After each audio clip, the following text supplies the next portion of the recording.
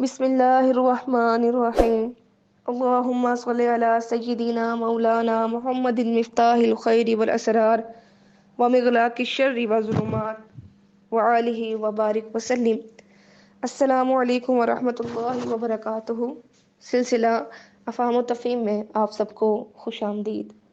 آج کی ہماری ویڈیو خلافت راشدہ کے حوالے سے ہے کہ آج کی اس ویڈیو میں آپ جان سکیں گے کہ خلیفہ کسے کہتے ہیں، خلفائے راشدین سے کون لوگ مراد ہے، اور خلافت راشدہ کس زمانے کو کہا جاتا ہے۔ تو ناظرین کرام، نبی پاک صلی اللہ تعالیٰ علیہ وآلہ وسلم کے وصال کے بعد حضرت ابو بکر صدیق، حضرت عمر فاروق، حضرت عثمان غنی، حضرت علی المرتضیٰ اور حضرت امام حسن المجتبیٰ رضی اللہ تعالیٰ عنہم اجمعین کا عہد خلافت خلافت راشدہ کہلاتا ہے۔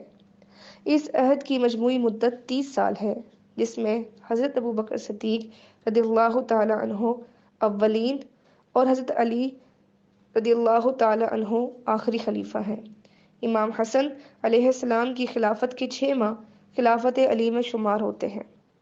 اس عہد کی نمایاں ترین خصوصیات یہ تھی کہ یہ قرآن و سنت کی بنیاد پر قائم نظام حکومت تھا۔ خلافت راشدہ کا دور اس لحاظ سے بہت اہم ہے کہ اس زمانے میں اسلامی تعلیمات پر عمل کیا جاتا تھا اور حکومت کے اصول اسلام کے مطابق رہے۔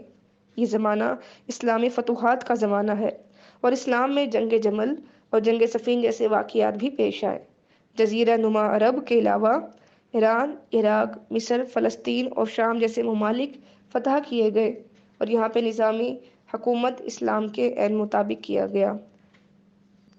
خلیفہ کے معنی ہے نائب ولی عہد اور راشدہ کے معنی ہدایت یافتہ ہے۔ خلیفہ کا کام ہوتا ہے کہ وہ اللہ اور اس کے رسول صلی اللہ علیہ وسلم نے جو حکم دیا اس کو بغیر کسی تبدیلی کے نافذ کرے، اور جہاں واضح حکم موجود نہ ہو وہاں حالات کے پیش نظر اپنی بہترین رائے قائم کرے۔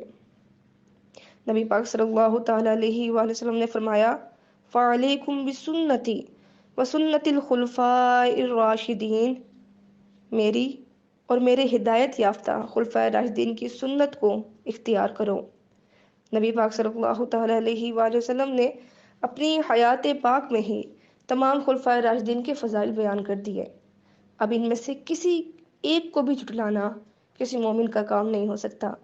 اللہ عز و جل نے جس جس صحابی کو اور جس جس نبی کو جس جس مرتبے سے نوازا، ہمیں ان سب کو تسلیم کرنا ہے۔ یہی ہماری ایمانی قوت کی دلیل ہے۔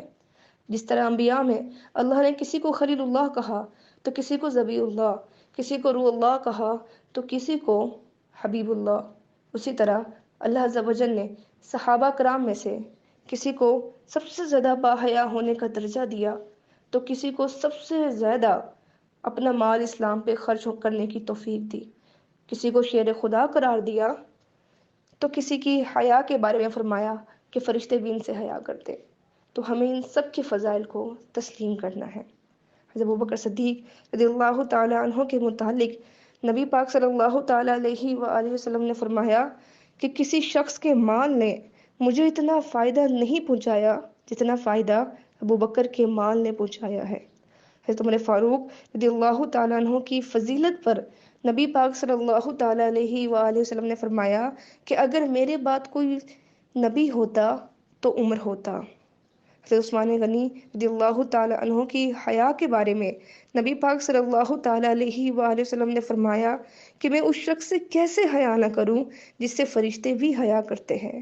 اور حضرت علی رضی اللہ تعالیٰ عنہ کی فضیلت پر نبی پاک صلی اللہ تعالیٰ علیہ وآلہ وسلم نے فرمایا، وَإِن كُنتُ مولا فَهَذَا علی مولا، کہ جس کا میں مولا اس کا علی مولا، اور مومن علی سے محبت کرتا ہے اور منافق علی سے بغض اور عداوت رکھتا ہے۔